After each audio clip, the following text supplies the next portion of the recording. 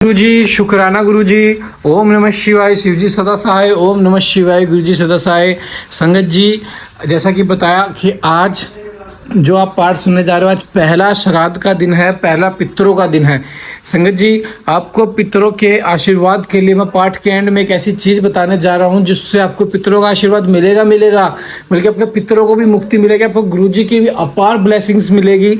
और संगत जी, मैं आपको एक ही चीज़ कहूँगा, आप सिर्फ पाठ को सुनो, प्यारा सा कमेंट करके अपनी हाजिरी लगा लो, क्योंकि हाजिरी जिसकी लग जाती है ना दरबार में, वो पार हो जाता है, उसकी ज़िंदगी तारो तार हो जाती है, उसे कोई दुख नहीं रहता, उसके आगे सुख ही सुख, उसके घर में बरकत राज करती है। संगत जी, उसके घर में बरकत राज करती है। संगत जी, गुरुजी का हमेशा हमेशा के लिए इतना शुक्राना करो कि गुरुजी हमेशा सोचते रह जाएं कि गुरुजी ये सोचेंगे कि ये हर पल मेरा शुक्राना करता है। मैं तो दुख भी दे रहा हूँ तो भी शुक्राना कर रहा है, सुख दे रहा हूँ तो शुक्राना कर रहा है। यानी कि ये मेरी वो प्यारी संगत है जो सिर्फ मुट्ठी भर संगत, जिसे कहते हैं ना गुरुजी, मेरी मुट्ठी भर संगत में से एक है। जैसे बताया जाता है कि गुरु गोविंद सिंह ने पंचा प्यारन को सबसे पहली बार 5 महापुरुषों को अमृत चखाया था। वो 5 महापुरुषों बनना बहुत मुश्किल होता है संगत जी, इतना आसान नहीं होता। जीवन में बहुत त्याग करने पड़ते हैं, जीवन में बहुत बदलाव लाने पड़ते हैं, जीवन को एक नए मोड़ पे लेके जाना पड़ता है कि हम ये तपस्या करेंगे, डिसिप्लिन। जैसे आप अमृत वेला करते हो, सुबह अगर 4 बजे उठो तो आप डेली 4 बजे उठो, भले ही आप अमृत वेला करके सो जाओ, कोई दिक्कत नहीं उसमें, लेकिन 4 बजे उठ रहे हो तो 4 बजे उठो, अमृत वेला करो, अच्छे से गुरुजी की ब्लेसिंग्स लो, अच्छे से गुरुजी का सम्मान करो, अच्छे से अमृत वेला करो, मंत्र जाप करो ज़्यादा से ज़्यादा, तो गुरुजी आपको इतनी ब्लेसिंग देंगे जिसकी आपको कल्पना भी नहीं होगी। और दूसरी बात संगत जी, गुरुजी एक चीज़ और कहते हैं कि जैसे पंजाब में बुरे हाल चल रहे हैं संगत जी, हम सब संगत मिलके कुछ तो हेल्प कर सकते हैं। जैसे यहाँ गुरुद्वारे से मदद जा रही है, वहाँ पे मतलब हर हफ्ते मदद जा रही है पंजाब में, यहाँ गुरुद्वारे से 2 बार तो जा चुकी है, तो यहाँ नज़दीक में हमारा गुरुद्वारा, तो वहाँ से मदद जा रही है। तो हम सभी संगत मिलके कुछ ना कुछ भी यहाँ पे अपना कॉन्ट्रीब्यूशन कर सकते हैं, ताकि पंजाब में कुछ तो मदद मिले, कुछ तो हम मदद कर सके। क्योंकि संगत जी, लोगों का जीवन तबाह हो गया, पशु मर गए हैं, इतनी ज़्यादा तबाही हुई है पंजाब में, मतलब बाढ़ की वजह से। तो संगत जी, मैं तो यही कहना चाहूँगा, हम कर सकते हैं जितना हमारी औकात, गुरुजी ने इतनी तो औकात बनाई है कि हम कुछ ना कुछ तो कर सकते हैं। मैं किसी को फोर्स नहीं कर रहा, आप सब अपने आसपास के गुरुद्वारों में जाके पता करो, अगर कोई सेवा हो रही है तो आप भी सेवा करो, क्योंकि संगत जी, सेवा से बड़ा धन कोई नहीं है। और गुरुजी आपको ये सेवा करने का मौका दे रहे हैं। जो हमारे साथ जो कहेंगे कि अंकल जी आप करवा दो, हम आपको भेजे, तो हमें वो भी एक्सेप्टेंस है। लेकिन मैं ये कहूँगा, आपके आसपास कोई गुरुद्वारा तो आप वहाँ जाके भी करके आ सकते हो कि हमें वहाँ पर सेवा भिजवा दो हमारे नाम की, तो वहाँ पर भी चली जाएगी। आप अगर हमें बोलोगे तो हम भी करवा देंगे। जय गुरुजी, शुक्राना गुरुजी। और 7 तारीख आज गुरुजी का बहुत प्यारा शुक्राना सत्संग होगा। जय गुरुजी, शुक्राना गुरुजी। ओम नमः शिवाय। शिवजी सदा सहाय। ओम नमः शिवाय। गुरुजी सदा सहाय। जय गुरुजी। जय गुरुजी। चतुर्थी क्रम बारात का कई दिनों तक ठहरना, सप्तऋषियों के समझाने से हिमालय का बारात को विदा करने के लिए राजी होना, मैना का शिव को अपनी कन्या सौंपना तथा बारात का पुरी के बाहर जाकर ठहरना। ब्रह्मा जी कहते हैं कि तदंतर विष्णु आदि देवता तथा ऋषि कैलाश लौटने का विचार करने लगे। तब हिमालय ने जनवासी में आकर सबको भोजन के लिए निमंत्रित किया। तत्पश्चात देवेश्वर शिव को आमंत्रित करके हिमाचल अपने घर को गए और नाना प्रकार के विधान से भोजन उत्सव की तैयारी करने लगे। उन्होंने प्रसन्नता और उत्कंठा के साथ भोजन के लिए परिवार सहित भगवान शिव को यथोचित रीति से अपने घर बुलाया। शंभु के, विष्णु के, मेरे अन्य सब देवताओं के, मुनियों के तथा वहां आए हुए अन्य सब देव लोगों के भी चरणों को बड़े आदर के साथ धोकर उन सबको गिरिराज ने मंडप के भीतर सुंदर आसनों पर बिठाया। फिर अपने भाई बंधुओं को साथ लेकर उनके सहयोग से उन सब अतिथियों को नाना प्रकार के सरस पदार्थों द्वारा पूर्णतः तृप्त किया। मेरे, विष्णु के तथा शंभु के साथ सब लोगों ने अच्छी तरह भोजन किया। नारद विधिवत भोजन और आचमन करके तृप्त और प्रसन्न हुए सब लोग हिमालय से आगे ले अपने अपने डेरे पर गए। मुनि इसी प्रकार तीसरे दिन भी गिरिराज ने विधिवत दान, मान और आदर आदि के द्वारा उन सब का सत्कार किया। चौथा दिन आने पर शुद्धता पूर्वक सविधि चतुर्थी क्रम हुआ, जिसके बिना विवाह यज्ञ अधूरा ही रह जाता है। उस समय नाना प्रकार का उत्सव हुआ, साधुवाद और जय जयकार की ध्वनि हुई, बहुत से सुंदर दान दिए गए, भांति भांति के सुंदर गान और नृत्य हुए। 5वें दिन सब देवताओं ने बड़े हर्ष और अत्यंत प्रेम के साथ शैलराज को सूचित किया कि हम लोग यहाँ से जाना चाहते हैं, आप आज्ञा प्रदान करें। उनकी यह बात सुन गिरिराज हिमवान हाथ जोड़ बोले कि देवगण आप लोग कुछ दिन और ठहरे तथा मुझ पर कृपा करें। यो कहकर उन्होंने स्नेह के साथ उन देवताओं को, भगवान शिव को, विष्णु को, मुझ को तथा अन्य लोगों को बहुत दिनों तक ठहराया और प्रतिदिन विशेष आदर सत्कार किया। इस प्रकार देवताओं के वहां रहते हुए बहुत दिन बीत गए। तब उन सब ने गिरिराज के पास सप्तऋषियों को भेजा। सप्तऋषियों ने हिमवान और मैना से इसमें उचित बात कहकर उन्हें समझाया। परम शिव तत्व का वर्णन किया गया तथा प्रसन्नतापूर्वक उनके सौभाग्य की सराहना की। मुनि जिन के समझाने से गिरिराज ने बरात को विदा करना स्वीकार कर लिया। तत्पश्चात भगवान शंभु यात्रा के लिए उद्यत हो देवता आदि के साथ शैलराज के पास आए। देवेश्वर शिव देवताओं सहित कैलाश की यात्रा के लिए जब उद्यत हुए उस समय मैना उत्सव से रोने लगी और उन कृपा निविधान से बोली। मैना ने कहा कि कृपा निधि, कृपा करके मेरी शिवा का भली भांति लालन पालन कीजिएगा। आप आशुतोष हैं, पार्वती के शस्त्रों अपराधों को भी आप क्षमा कीजिए। मेरी बच्ची जन्म जन्म में आपके चरणारविंदों की भक्त रही है और रहेगी। उसे सोते और जागते समय भी मेरी स्वामी महादेव के सिवा दूसरी किसी वस्तु का भी सुध नहीं रहती। मृत्युंजय आपके प्रति भक्ति भाव की बात सुनते ही वह हर्ष के आंसू बहाती हुई पुलकित हो उठती और आपकी निंदा सुनकर ऐसा मौन साध लेती कि मानो मर ही गई हो। ब्रह्मा जी कहते हैं, नाद ऐसा कहकर मेनका की अपनी बेटी शिव को सौंप दी और उन दोनों के सामने ही उत्सव से रोती हुई वह मूर्छित हो गई। तब महादेव जी ने मैना को समझाकर सचेत किया और उनसे विदा ले देवताओं के साथ महान उत्सव पूर्वक यात्रा की। वे सब देवता अपने स्वामी शिव तथा देवगणों के साथ चुपचाप कैलाश पर्वत की ओर उपस्थित हुए। वे मन ही मन शिव का चिंतन कर रहे थे कि हिमाचलपुरी के बाहरी बगीचे में आकर शिव सहित सब देवता हर्ष और उत्साह के साथ ठहर गए और शिवा के आगमन की प्रतीक्षा करने लगे। मुनीश्वर, इस प्रकार देवताओं सहित शिव की श्रेष्ठ यात्रा का वर्णन किया गया। अब शिवा की यात्रा का वर्णन सुनो। जो वीर वह था और आनंद दोनों से युक्त है।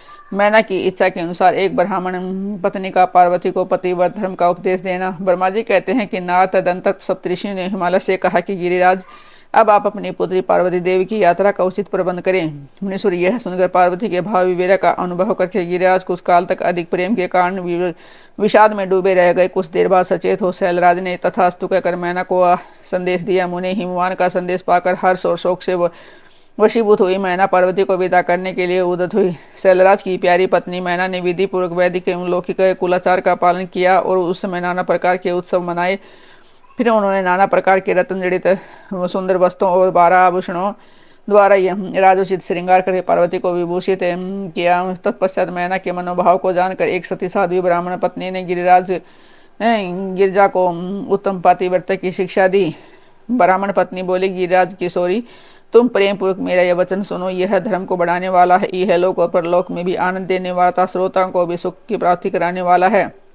संसार में पतिव्रता नारी ही धन्य है, दूसरी नहीं। वही विशेष रूप से पूजनीय है। पतिव्रता सब लोगों को पवित्र करने वाली और समस्त पाप राशि को नष्ट कर देने वाली है। शिवे, तुम जो पति को परमेश्वर के समान मानकर प्रेम से उसकी सेवा करती है, वह इस लोक में संपूर्ण भोगों का उपभोग करके अंत में कल्याणमयी गति को पाती है। सावित्री, लोपामुद्रा, अरुंधति, सांडिली, शतरूपा, अनुसया, लक्ष्मी, सवधा, सती, संज्ञा, सुमति, श्रद्धा, मैना और शिवा, ये तथा भी बहुत सी स्त्रियां साध्वी कही गई हैं। यहाँ विस्तार वैसे उनका नाम नहीं लिया गया। वे अपने पातिव्रत्य के बल से सब लोगों की पूजनीयतः ब्रह्मा, विष्णु, शिव एवं महेश्वर की भी माननीय हो गई हैं। इसलिए तुम अपने पति भगवान शंकर की सदा सेवा करनी चाहिए। वे दीन दयालु, सबके सेवनीय और सत्पुरुषों के आश्रय हैं। श्रुतियों और स्मृतियों में पातिव्रत धर्म को महान बताया गया है। इसको जैसा श्रेष्ठ बताया जाता है वैसा धर्म दूसरा नहीं है, यह निश्चय पूर्वक कहा जा सकता है। पातिव्रत धर्म में तत्पर रहने वाली स्त्री अपने प्रिय पति के भोजन कर लेने पर ही भोजन करे। सिवे जब पति खड़ा हो तब साध्वी स्त्री को भी खड़ी ही रहना चाहिए। शुद्ध बुद्धि वाली साध्वी स्त्री प्रतिदिन अपने पति के सो जाने पर सोए और उसके जागने से पहले ही जग जाए। वह छल कपट छोड़कर सदा उसके लिए हितकर कार्य ही करे। सिवे है साध्वी स्त्री को चाहिए कि जब तक वस्त्र आभूषणों से विभूषित न हो तब तक वह अपने को पति की दृष्टि के सम्मुख न लाए। यदि पति किसी कार्य से प्रदेश में गया हो तो उन दिनों उसे कदापि श्रृंगार नहीं करना चाहिए। पतिव्रता स्त्री कभी पति का नाम न ले। पति के कटु वचन कहने पर भी वह बदले में कड़ी बात न कहे। पति के बुलाने पर वह घर के सारे कार्य छोड़कर तुरंत उसके पास चली जाए। हाथ जोड़ प्रेम से मस्तक झुकाकर पूछे, नाथ किस लिए इस दासी को बुलाया है? मुझे सेवा के लिए आदेश देकर अपनी कृपा से अनुग्रहित कीजिए। फिर पति जो आदेश दे उसका यह प्रसन्न हृदय से पालन करे। वह घर के दरवाजे पर देर तक खड़ी न है, दूसरे के घर न जाए, कोई गोपनीय बात जानकर हर एक के सामने उसे प्रकाशित न करे। पति के बिना कहे ही उनके लिए पूजन श्यामगिरी समम जुटा दे तथा उनके हित साधन के यथोचित अवसर की प्रतीक्षा करती रहे। पति की आज्ञा के लिए बिना कहीं तीर्थ यात्रा के लिए भी न जाए। लोगों की भीड़ से भरी हुई सभा या मेले आदि के उत्सवों का देखना वह दूसरे से भी दूर से ही त्याग दे। किसी नारी को तीर्थ यात्रा का फल पाने की इच्छा हो तो उसे अपने पति का चरणोदक पीना चाहिए। उसके लिए उसी में सारे तीर्थ और अक्षेत्र हैं, इसमें संशय नहीं है। पतिव्रता नारी पति के उच्छिष्ट अन्न आदि को परम प्रिय भोजन मानकर ग्रहण करे। जो पति कुछ दे उसे महाप्रसाद मानकर सिरोधार्य करे। देवता पितर अतिथि से वर्ग गौ तथा भिक्षु समुदाय के लिए अन्न का भाग दिए बिना ही कदापि भोजन न करे। पातिव्रत धर्म में तत्पर रहने वाले गृह देवी को चाहिए कि वह घर की सामग्री को संयत एवं सुरक्षित रखे, ग्रह कार्य में कुशल हो, सदा प्रसन्न रहे और खर्च की ओर से हाथ खींचे रहे। पति की आगे लिए बिना उपवास व्रत आदि न करे, अन्यथा उसे उसका कोई फल नहीं मिलता। वह परलोक में नरगामिनी होती है।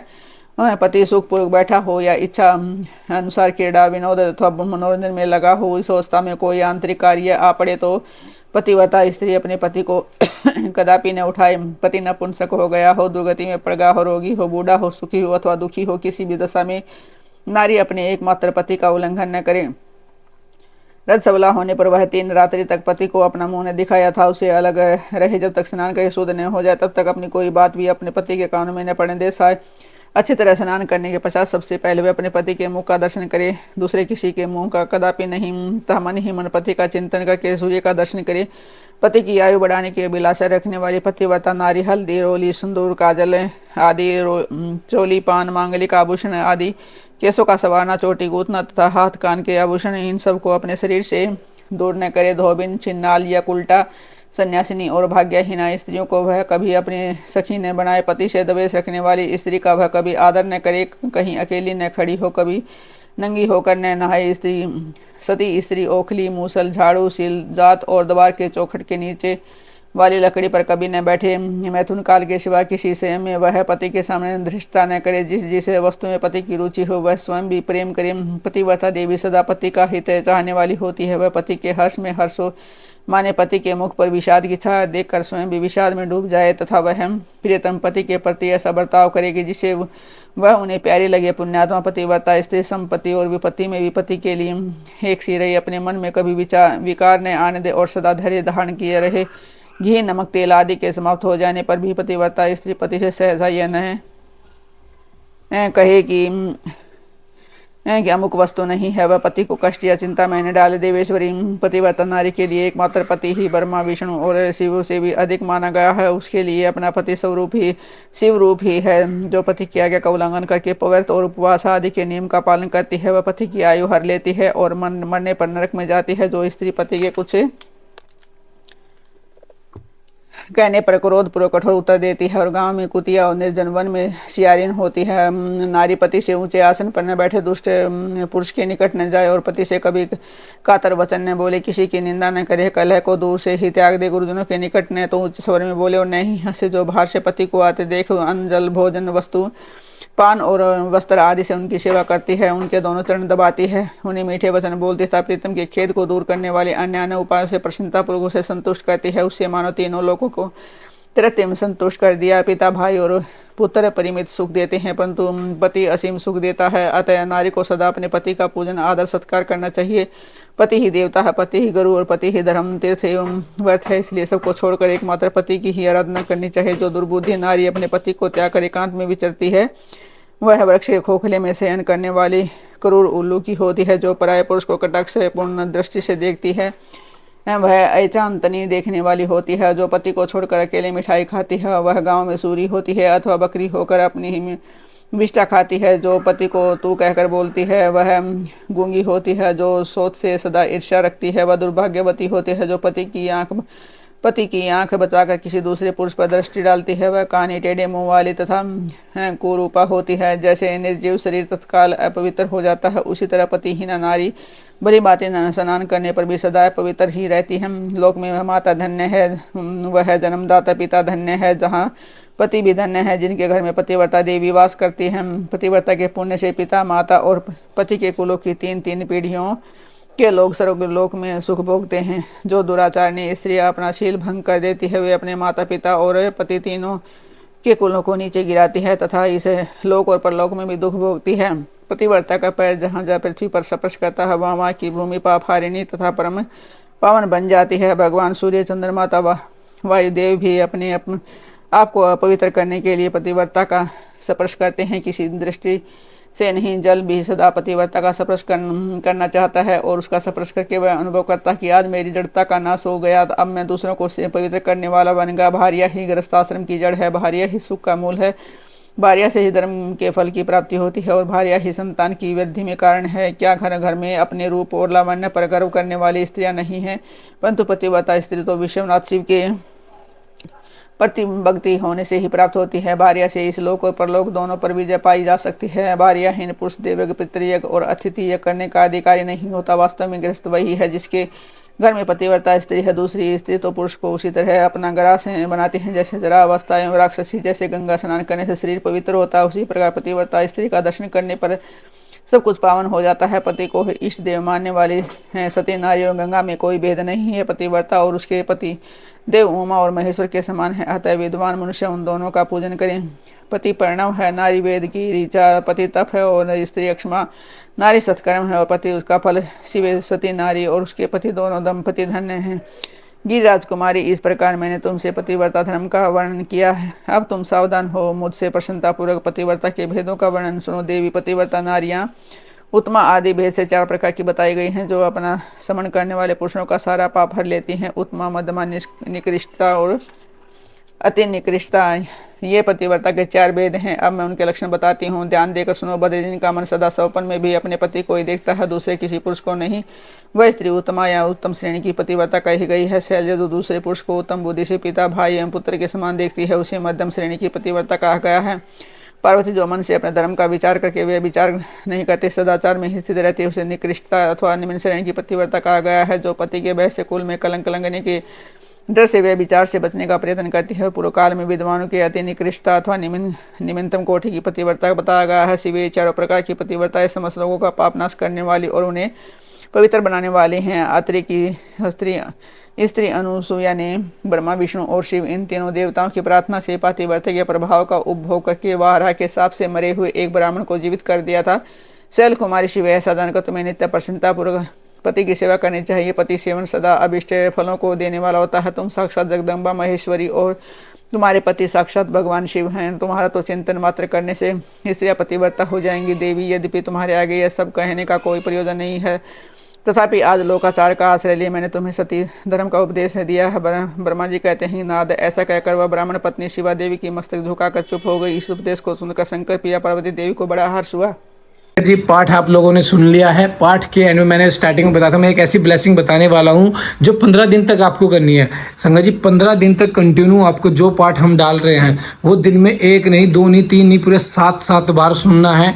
और सुबह सुबह उठते ही गुरुजी को कड़ा प्रसाद का भोग लगाना है और गुरुजी से कहना है, गुरुजी मेरे पितरों को आशीर्वाद दो। अगर आपके कड़ा प्रसाद में ओम के दर्शन है तो समझ लो आपके पितरों को गुरुजी आशीर्वाद दे रहे हैं और मुक्ति दे रहे हैं। और उसके बाद संगत जी पूरा 108 बार ओम नमः शिवाय शिवजी सदा सहाय, ओम नमः शिवाय गुरुजी सदा सहाय, ये मंत्र जाप करना है। फिर संगत जी आपको 7 बार जो पाठ हम आज कल डालेंगे, मतलब आज जो आप पाठ सुन रहे हो, इसे पूरे दिन 7 बार सुनना है। गुरुजी की अनंत ब्लेसिंग मिलेगी, क्योंकि श्राद्ध के दिनों में अगर हम शिव पुराण सुनते हैं ना घर में, हमें अनंत ब्लेसिंग मिलती है, अनंत ब्लेसिंग। जय गुरुजी, शुक्राना गुरुजी। ओम नमः शिवाय शिवजी सदा सहाय, ओम नमः शिवाय गुरुजी सदा सहाय। जय गुरुजी।